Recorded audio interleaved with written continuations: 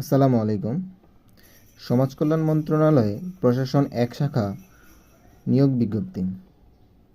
এই নিয়োগ বিজ্ঞপ্তিটি প্রকাশিত হয়েছে 22 জানুয়ারি 2025।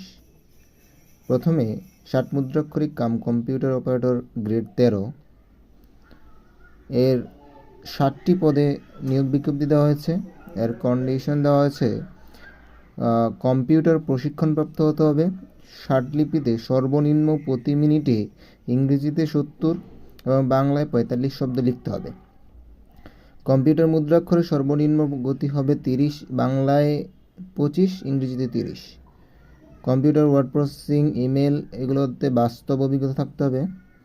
দেন কম্পিউটার অপারেটর বয়সসীমা হচ্ছে 32, পদ সংখ্যা 4টি। এটাতে কম্পিউটার মুদ্রাক্ষরে বাংলায় 25, ইংরেজিতে 30 শব্দ টাইপ করতে হবে। অফিস সহকারী কাম কম্পিউটার অপারেটর গ্রেড 16, বয়সসীমা 32, বিভাগীয় ক্ষেত্রে 40 এবং পদসংখ্যা হচ্ছে 2টি। কোনো স্বীকৃত বোর্ড থেকে উচ্চ মাধ্যমিক সার্টিফিকেট বা সমমানের পরীক্ষা উত্তীর্ণ হতে হবে। কম্পিউটার প্রশিক্ষণ লাগবে।